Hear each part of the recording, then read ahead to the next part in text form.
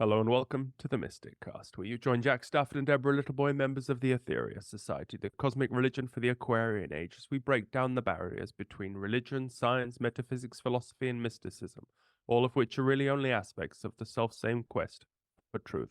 Please note this is an independent program, not produced or fact-checked by the Etheria Society. Today, our guest is Sal Rachele. Hello, Sal.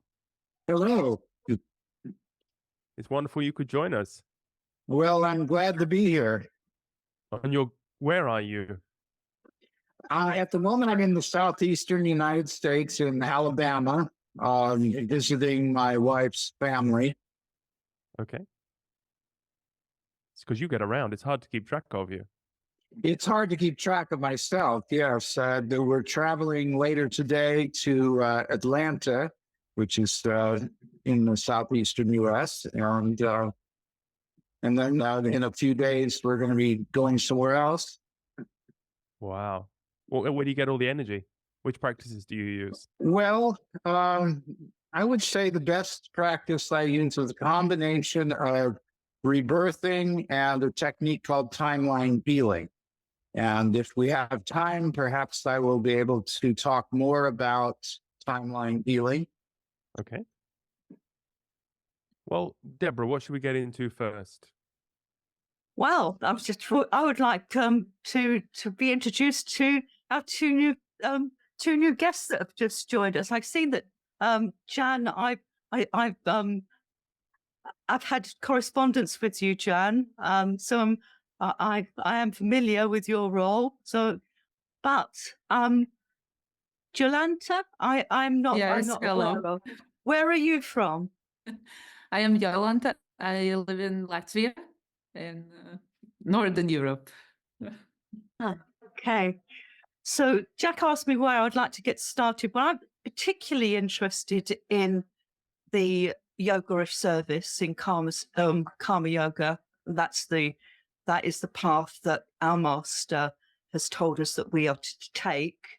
And my eye was drawn when I did my little bit of research on one of Sal, one of your lessons, which I've got to remember what it's, well, on the other page, I've got it written down, Pathways to Enlightenment via selfless service. So we can kick off with that about what it actually means and why it's important that we actually do have put ourselves in service for humanity, why that is so important to our own progression as well as the larger picture.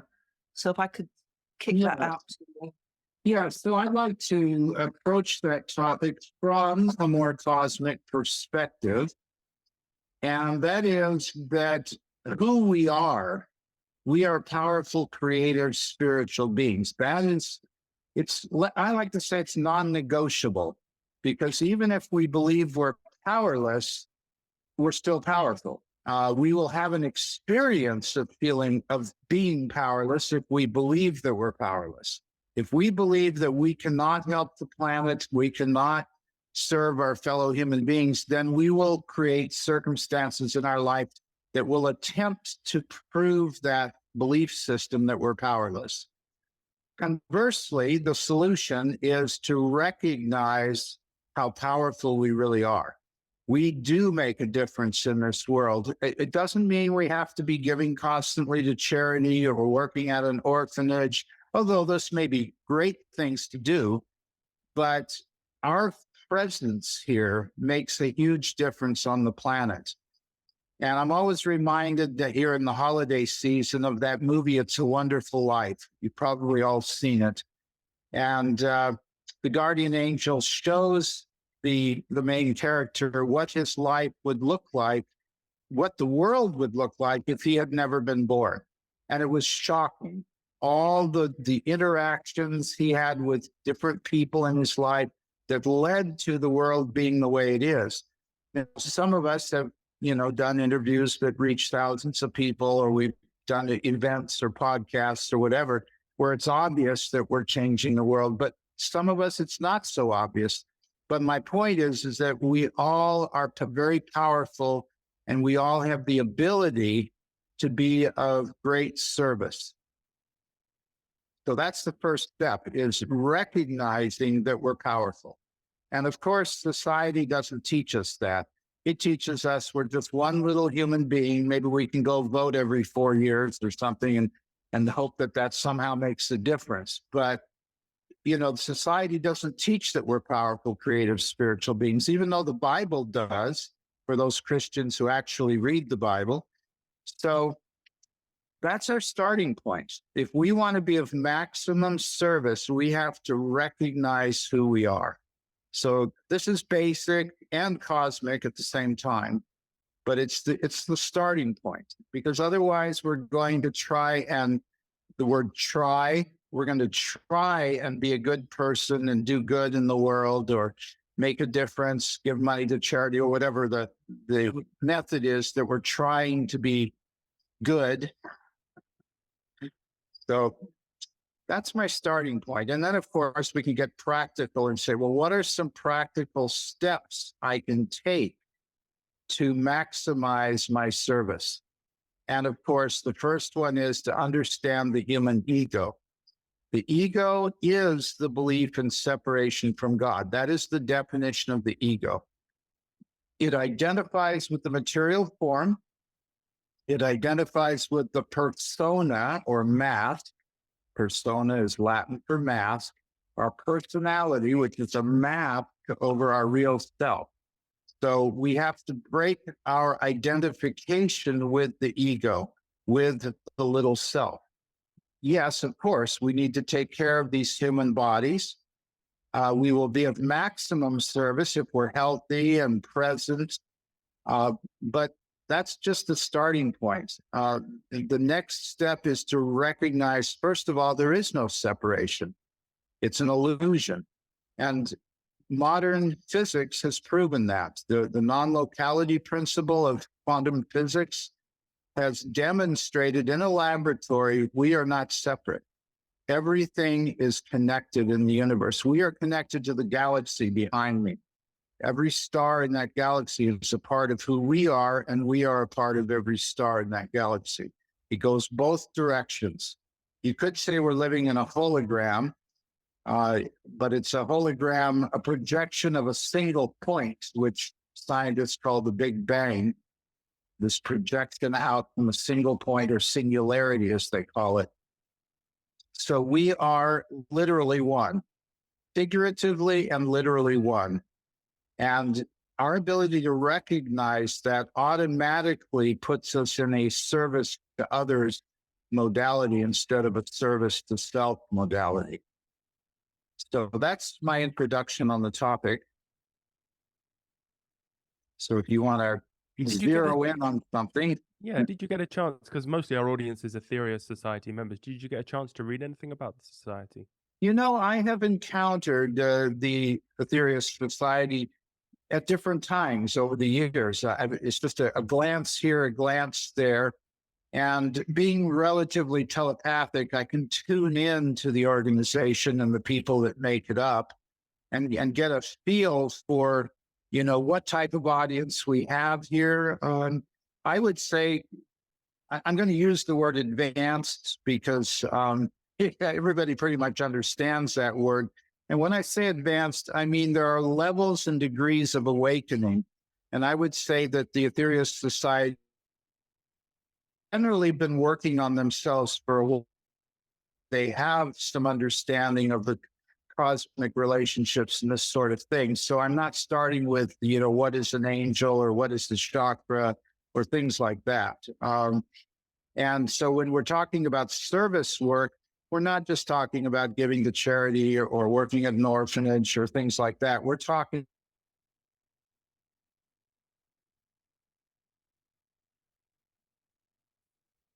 Oh, you think you're frozen a little bit there, Sal? Maybe. simply our physical presence. Obviously, it's way more than that. There's an energy field that we are broadcasting or radiating continuously out into the world all the time. And we're connected through a filament of light fibers, sort of like a fiber optic network, what I call the astro and etheric planes, to every other being in creation. Some of that we don't like to contemplate, such as We're one with murderers and rapists and terrorists and so on, but we're also sages and yogis and mystics. So it kind of all depends on where you place your focus, really. Are These you 12th focused dimensional creator on- gods you mentioned, are these ascended masters or cosmic masters? Just seeing how the teachings tying together. Yeah, I have spirit guides that I work with. I do work with Lord Sananda, who I call the oversoul of Jesus, or you could say that the Christed oversoul or higher self of Jesus. And he's considered an ascended master. I'm familiar, of course, with the archangels, Archangel Michael, I've communicated with a few times, but I don't work with him extensively. And then I work with a group called the Founders, which are often called creator gods. They come from what I call level 12, which is the highest level in our local universe. And then I also work with a group of beings called the Arcturians. They're similar to other channels working with Arcturians. There's overlap between my group and the group of Arcturians that other channels work with. So those are some of the basics. And then I have my personal spirit guide, Leah, that I often work with in personal sessions. So I'm connected with the Order of Melchizedek and various other cosmic orders as well. They are like my extended family, the various beings on the various levels and dimensions that are working with the earth. And how It's does like, it work? oh, Are you able to, do you connect, do you channel them, you get the thoughts into your head, or do you project astrally? How do you connect? I get basically telepathic transmission. The thoughts are transmitted into my mind. And then of course, they're decoded by the superconscious mind into usable language. And it's done through what I call batch mode, which means, it's an old-fashioned computer term. It means that the downloads are already there, they're already in place, and now I'm simply accessing the files. So, and of course, we point to here because we're taught that that's where it is, but it's really a field of energy around the body where the downloads come in from the cosmos, from the other beings, from their energy field around their being. We're taught in And our because of- teachings that you get people on your level, so you must be very advanced, because otherwise they would fry your circuits. No, Dr. King, Well, actually, when I bring through the Founders, only about 2% of their energy actually enters my body. I don't consider myself an accomplished yogi, and I cannot handle a huge influx of level 12 energy into this body. It would probably burn it up. So that's why I call it telepathic transmission.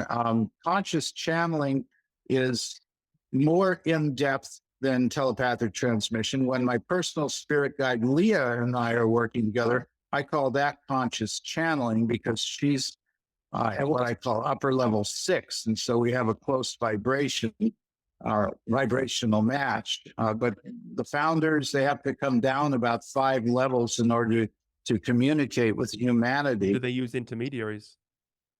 Well, they use what some people call midway stations, which is like step-down transformers. It's kind of you could say it's a region of space, sort of like an airlock on a spaceship, where you acclimate to the lower frequency, and then from there you go into the realms that human beings can access, which in this case would be the higher mind or the superconscious mind. So it's a process of stepping down the frequencies so that they are usable for humanity. Well, Deborah must be bursting with questions here. I've just told on her there. Well, not bursting with questions, but I've got a whole load of parallel thoughts coming through. And I'm just going to pick on the last one with you, Sal, if I can. We're told when our master and the other 2 adepts went to clean up the lower astral realms, their spaceship, they actually did a similar thing to come up through the levels. So they went down to level 4, and then they actually got some damage on on this atomic mission. That's what it was called, the atomic mission. And the spaceship suffered some damage, and they managed to limp. And what our master says, he managed to limp it through the levels to bring it to bring it up. And it was, as you've just said, in my mind, when I read that, it was almost like changing lanes on a freeway, where you went like you had to go out to that you go a bit faster, and then you go out to the next lane, you go a bit faster. Well, then it was that sort of concept that my simple brain gave me that as a vision. And I got that same vision as you were talking to me about the midways. So suddenly in my small heart, it's just opened up to that. Cause just love to get those confirmations, if you want, to that different words meaning the same underlining stuff, because truth is truth, eh? So yeah. Sure. And of course, an analogy that's down to earth, especially if you're an electrical engineer, you can't put a 220,000 volt circuit into your household appliances or it'll burn up. So you have these high tension wires, and then you have transformers that bring it down maybe 1,000 times to 220 volts.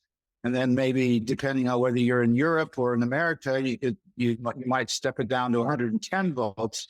And then your appliances work. And so it's kind of like that with the human bodies. I talk to trance channels. I'm not a trance channel. It works for some people, but it's actually rather difficult. I've seen some trance channels that have to be helped back out of their trance session because of the need to adjust to the frequencies of the human versus the entity coming through. And, sometimes it has unpleasant effects. Some channels really hurt their bodies if they're not, and some of the blame would have to be put on the entities. If the entities are not aware of the effect they're having on the human body of the channel, then they're partially at fault for that sort of thing as well. You also usually get lower entities as well, I'm led to believe. Well, I went to John of God's ashram in Brazil back before all the scandals came about. And when I heard about the scandals, I just said, well, okay, this is very predictable, because when I looked at John of God, he was like a grand central station for entities. It's like, oh, just come in and use me. I don't care what your level of vibration is. Just use me, And that's what can happen if people don't use discrimination and set boundaries with spirit beings, just like you set boundaries with human beings. And of course, that fits so well with the method that Dr. King used, because he would go into a positive trance state. So he'd take himself up to a samadhic state, and he would channel in masters like the Master Jesus and cosmic masters. But he would be, and you'd actually see his voice would change. So we're very fortunate to have the actual vibration of the communicator, which of course is a lot easier. Well, I feel it's a lot easier to actually get a sense of what's behind the words, so I feel very privileged to listen to those. But to go to the main point, when Dr. King would come out of that trance state, he said that he could weep because his feet would hurt so much. Because of course he'd paralyzed the whole of his body up to the higher chakras, so that he would be able to bring in the word by word communication. And we're also told that anything over an hour was like really dangerous. Like how much can a human body take? And so that fits so well. So yes, if you like, he went through that suffering so that we could get the vibration of the communicator, but he was very, very discriminating on who he was going to allow to use this physical body. I've been working with the same few guides for the last 20 years. And I very rarely ever step outside of my specific group of guides for that reason. It's for my protection as well as anyone who's around. But on the other hand, I also keep coming back to what I started with, which is that we are powerful, creative, spiritual beings. And if we're truly aware of who we are, then we simply radiate love and compassion to any entities that are not at a positive level of vibration. Of course, I'm using positive and negative in the traditional meaning of those words. Positive means a being who accelerates our evolution, our understanding, helps us expand our awareness, helps empower us.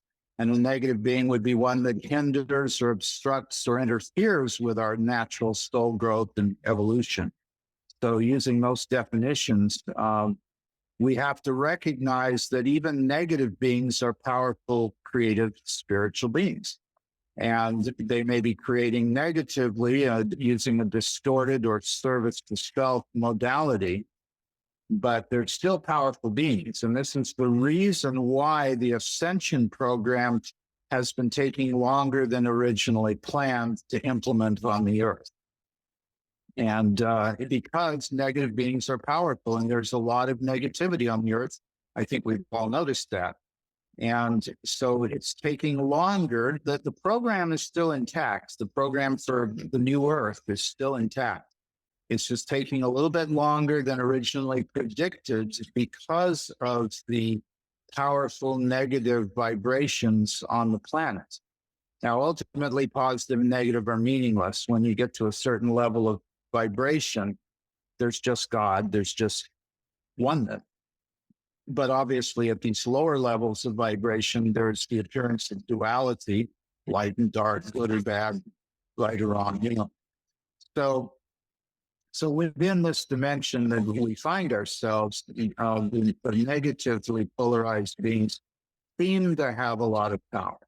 And I always like to qualify that and say seem to, because true power comes from within. And if you're trying to control or manipulate other human beings, you're not coming from true power. If the power of God is within me, why would I need to control another human being? The concept would be meaningless. It's like, well, everything's already within me. There's nothing I need to get from another human being that I don't already have, except maybe another perspective on reality, So when you would talk about these so-called power elite or so-called dark cabal or dark Illuminati or whatever, we're talking about beings who are in a state of false power. They're not in touch with the true God presence within, so they feel they have to take from others or control, oppress, enslave, coerce others into doing their bidding. And they may have big armies and militaries behind them to make it look even more formidable, but they don't have true power. They've lost touch with their true power. So I always like to put that into perspective, because so many of us give our power away to these so-called, banking elites or secret societies or whatever it is, that seem to want to control everybody. And so that's also part of this being of maximum service is, the power is within me. It's not in Visa or MasterCard, Mm-hmm. So how would, if you was to give a number one tip to somebody that's listening to this podcast on what they could be doing as part of their daily routine to check in and make sure that they are radiating their highest vibration, what would that be? Step one would be perhaps an affirmation or a statement of truth that they maybe start the day with. My favorite one is, I am a powerful, creative, spiritual being. To start with that, and then maybe add some breathing or yoga or meditation, or maybe some movement, Tai Chi, Qigong, some type of practice that helps quiet the mind. It could be breathing from 1 to 4 on the inhale and then breathing 1 to 4 on the exhale. The most simple Kriya-based technique. Or you can expand and elaborate from there. But you notice right now, if you were to count your inhale and your exhale 1 to 4, your mind would start to quiet down a little bit.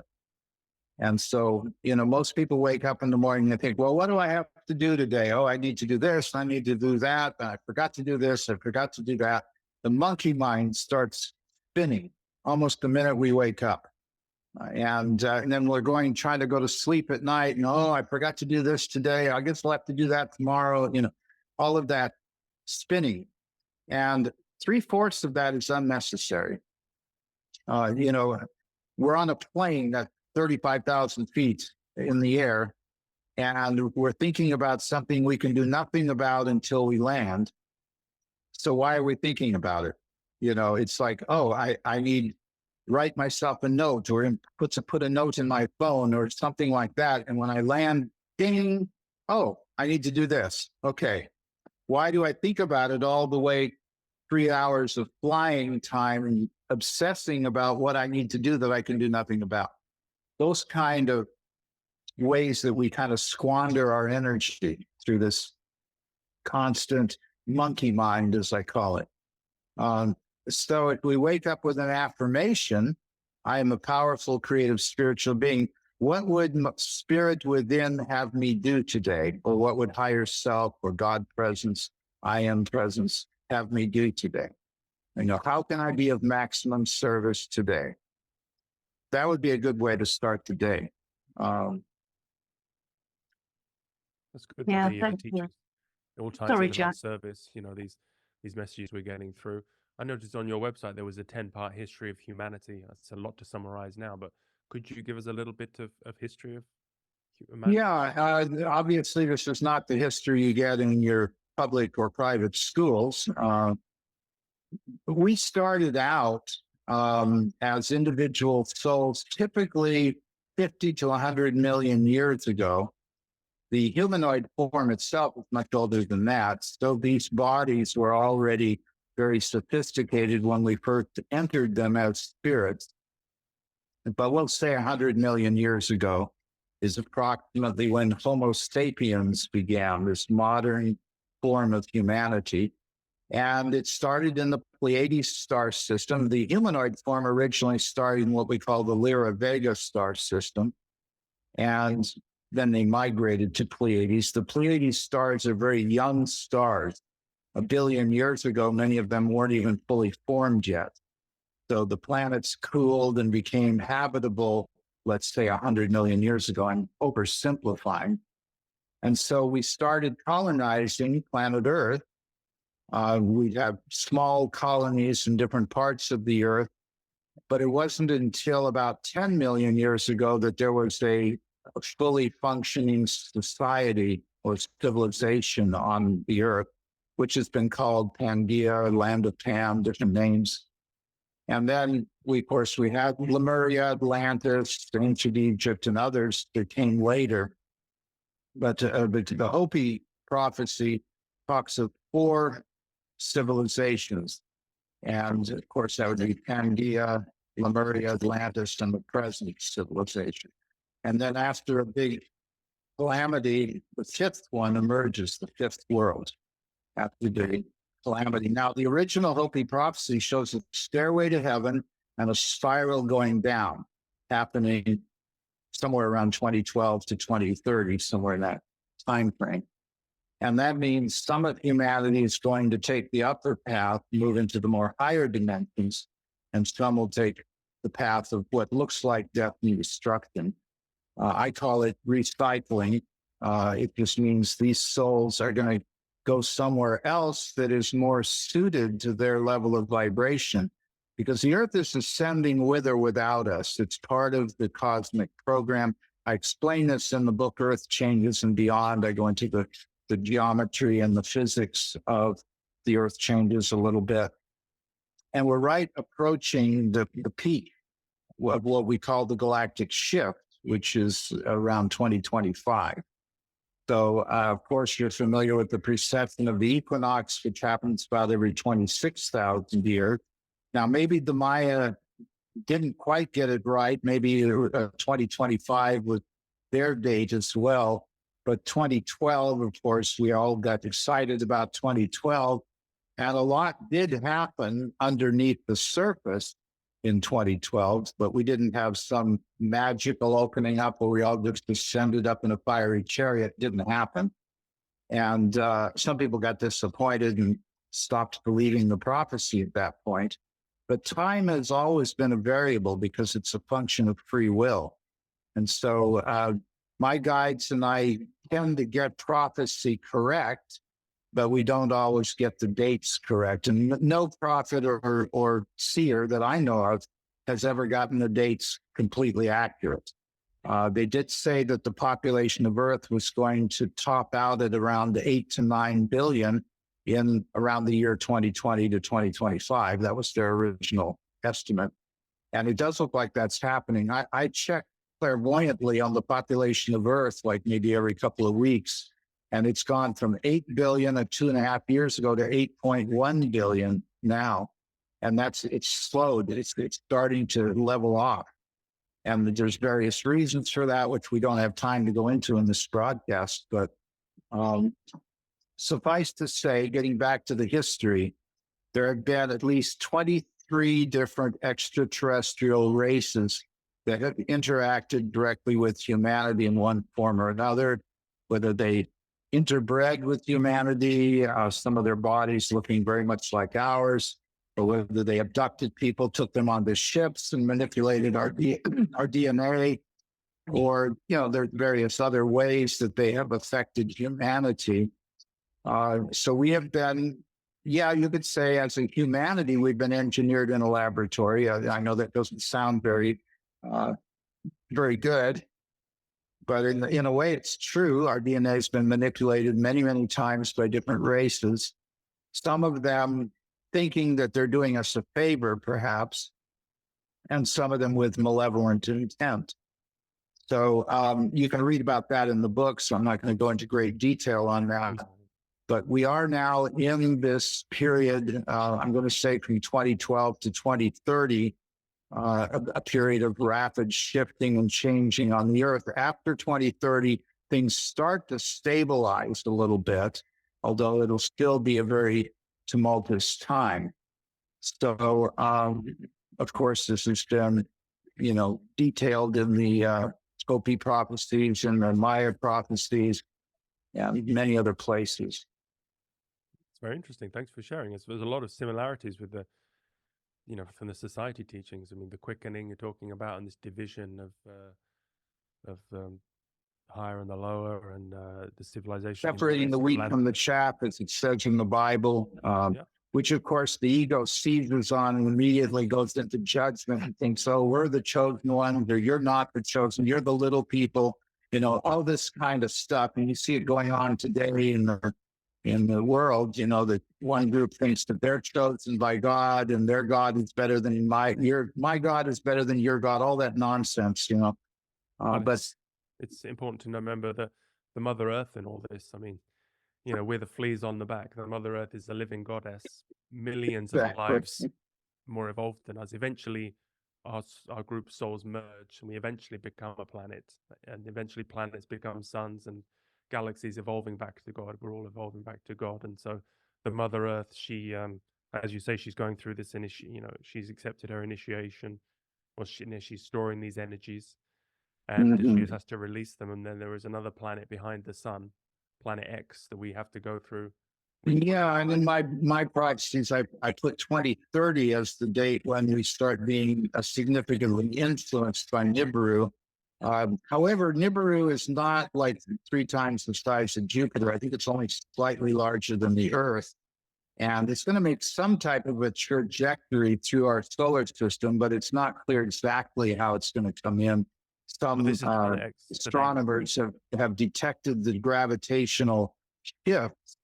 Yeah. They haven't actually seen the planet itself, but they've seen the gravitational shifts that are already affecting the outer solar system. So, that's going to have an impact on us around the year 2030. And it's going to be about a 30-year impact. It'll last till about 2060. So that will be an additional impetus toward ascension. It'll And do you think some of us will go to that planet? Is that also in what you've heard? Well, it's levels 5 through 9 are what my guides describe Nibiru as, and that means there are fifth density beings there all the way up to ninth density. And of course, they've interfered with humanity in the past, some of them for benevolent reasons and some not so benevolent. A lot of these beings, when they come into the frequency of Earth, they drop in vibration and they get overcome by ego, such as Jehovah in the Old Testament, wanting to be worshipped and passing judgment on souls. That obviously is a lower vibration than the God of the New Testament, where they talk about love your neighbor as yourself and, this sort of thing. So you kind of have to take it as, the Old Testament of the Bible is heavily influenced by beings from the Sirius star system. Nibiru is originally Sirius C, a planet from the Sirius C star system, a brown dwarf star, and then the gods of Egypt were originally from Sirius A, which is the star that we typically see in the night sky. And then, of course, it's got our trinary system. It's got a Sirius B and a Sirius C. Sirius C wasn't even visible with our telescopes until recently, but the Dogon tribe in Africa had an accurate astronomical map of the Sirius star system drawn on the cave walls, down to the nearest detail of what we now finally know with our telescope. And what about the inhabitants of the planet Mars, Jupiter, Saturn? Are they also in your teachings? Well, for a long time, there were people underground on Mars. I think most of them eventually died off. They were the descendants of the Martians who were on the surface when they had the nuclear war, which I've been told was about 1.4 million years ago. Just recently, scientists have done some radioactive dating of materials on Mars, and they've come up with about 1.4 million years ago, there was some type of atomic issue that happened on Mars. They're just now discovering that. And then Maldek, which was destroyed, I think, about 3.2 million years ago by what today we would call neutron bombs that destroyed Maldek. Is that now the asteroid belt? Is that what? Yeah, that's now the asteroid belt. And we had that about 18 million years ago, and that's again, time is a little bit tricky, so we don't know. Maybe one of these is correct, or maybe they're both not correct. I don't know. But it's not so important when it happened, but why it happened is what is the lesson? What is the soul lesson from Maldek and Mars? And we're dealing with that right now. We're not allowed to blow ourselves up with nuclear weapons on Earth. The higher ups have made that very clear. And there's detailed reports in the military logbooks of UFOs hovering over the missile silos, neutralizing the launch codes of the missiles. This is in the official record. Yeah. Well, we believe. We believe that we are the descendants of Maldek. That we came. Many of us are. Absolutely. And the same with Mars and Atlantis. Well, according to Dr. King, the Martians are and the Venusians are much more advanced. Jesus was a Venusian who came to this earth, incarnated in human form through the womb of a woman, and all the great teachers, Sri Krishna, the Buddha, they incarnated they are from beings in our planetary system, because I think that's the way it works. That's a little difference that I see between our teachings and yours, is that it's not people from the Pleiades coming a long way away, but we live in a multi-dimensional multiverse where people in one solar system, they kind of take care of their own, and we're kind of this in the system that I have received, or the information I've received, Venus could be considered like one of those midway stations where, for example, my twin flame Leah is from Venus, and the fifth and sixth density Venus is a beautiful world of liquid light, fountains and gardens and just everything, crystal and there you go. buildings. And it's just the most amazing place. And she says a lot of beings from Arcturus and Pleiades and other places that they kind of, Venus is like their stepping off point for working with Earth. You know, that it's like, okay, we'll come in, we'll step our vibration down, we'll come into the upper realms of Venus, and we'll operate from there when we're helping the Earth. So that's kind of how they describe it, which sounds a little different than what you're describing. I think which planet is according to our teachings, Deborah, is the Jupiter.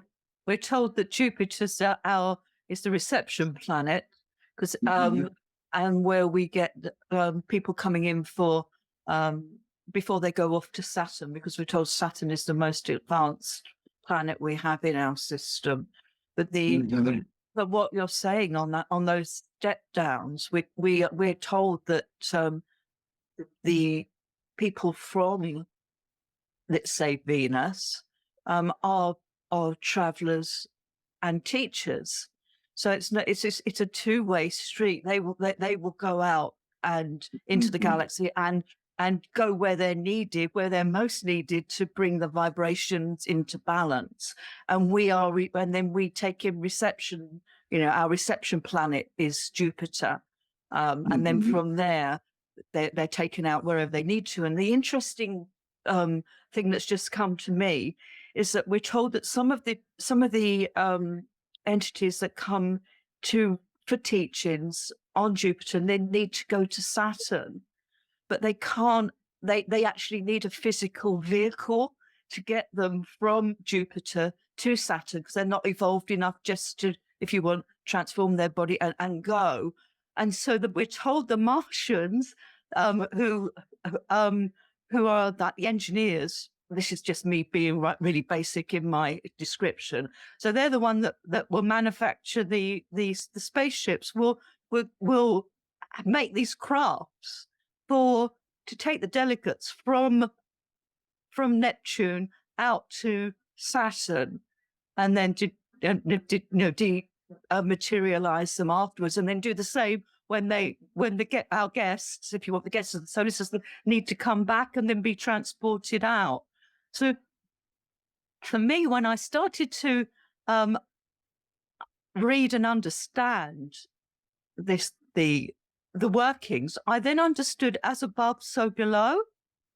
Because before, I just sort of thought, well, I don't know what I thought, actually. I thought that, you just go and play a harp somewhere on a cloud, perhaps. But it's actually, we're just a different vibration and a different level of understanding, more clairvoyance, more clairaudience, more knowing, more seeing, or less.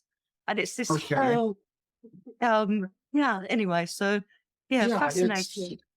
We do talk, my guides haven't spent a lot of time talking about our own solar system, but they do refer to the councils on Saturn, with level 7 of Saturn and the Saturnal councils. They mentioned that a few times, and their outposts or colonies in the atmosphere of Jupiter. Again, these are at very high levels, because if you go there in the lower levels, you've got 1,000-mile-per-hour winds whipping around the methane atmosphere of Jupiter, and it's very inhospitable for human beings. They couldn't last more than a few seconds in that environment. So these are all at the higher levels. And Venus, of course, is hot, a very hot, poisonous place on the physical level as well. And so all of these civilizations do exist in what I call, well, there's the intermediate levels. This is in my book, Soul Integration. That's astral, etheric, and causal levels 4, 5, and 6. And then we have the celestial planes, levels 7, 8, and 9. This is where angels, archangels, ascended masters, beings of light come from. And then you have the God level, 10 through 12, which is similar to the Eckankar system. When I was introduced to Eckankar many years ago, I said, wow, they've got a system similar to the one I have. So, and then it sounds like we do have some similarities with Aetherius as well, although there's some significant differences there. But nevertheless, I think we all kind of agree that there are these higher dimensional realms within our own solar system. So, Oh yeah, so I mean, it's a fascinating. We could sit here and talk about the differences because what we've received these teachings, but I think it's important to focus on the positive, particularly your message of love in service, love through service to others. and I want to And say one more thing about that, because I know we're running short on time, and that is that it's important to have neutrality when looking at the world situation. I'm absolutely, well, I guess the human self of me is somewhat appalled by people that I would consider to be waking up that get trapped in these polarities. Like they either believe Israel is all good and Palestine is all bad, or the other way around. that's crazy. And they equate the people with the government in these places. Well, it shouldn't take very much intelligence to understand that the Israeli government and Hamas do not represent the Israeli people or the Palestinian people. How much intelligence does it take to figure that out? But people are so polarized. And, same thing with Ukraine and Russia. Or, yeah, I do stand with Ukraine, the Ukrainian people, not the government, and the Russian people, not the government, So how can you get caught in these dualities? Well, that's part of the situation on Earth, is that so many people are polarized. They're for this and against that, instead of being able to simply see, oh, there's a drama of duality playing out here. Let me radiate love to this drama of duality. So I think that's the best way to be of service, to radiate love and compassion to the Israeli people and the Palestinian people and anyone else who's suffering, and to end this political nonsense that the orange Jesus is somehow going to save us or whatever, the latest and greatest is. I'm not saying that, I see good in all of these people. Trump has a good side, Biden has a good side. They all have a good side. Yeah. Well, you put it very well in the beginning. I remember you said, yeah, God is within us. We are divine spirits. We are. and to see them that way, to see Trump and Biden as children of God, perhaps they've gotten caught up in duality. Obviously, they've gotten caught up in duality, but they're children of God. And to see them in that light, that's the greatest service, to be able to see everyone as a child of God. Well, I think that's a beautiful note to end on. We could keep going for quite a while longer, and I would like to, but unfortunately we run out of time. So how can people learn more about you? Perhaps join your mystery school? Well, my website is it's pronounced Rachele, the last name. It's salrachele.com, SALRACHELE1L.com is the website. And we have three of my organizers, and Jan is my business manager, and Yolanta and Manuela are, Yolanta is a wonderful teacher of timeline healing, and Manuela is organizing for me in Germany. And so they are all familiar with my work as well. So you can go to my website, www.salrachele.com. And there are events coming up in 2024 in different countries. I work a lot with Eastern Europe. And so. Wonderful. Well, keep spreading your message. We really appreciate it. And if people want to learn more about the Aetherius Society, they can go to aetherius.org. Thank you for having me on, and you have a wonderful, blessed day. We will do. Thank you very much for coming. Thank you.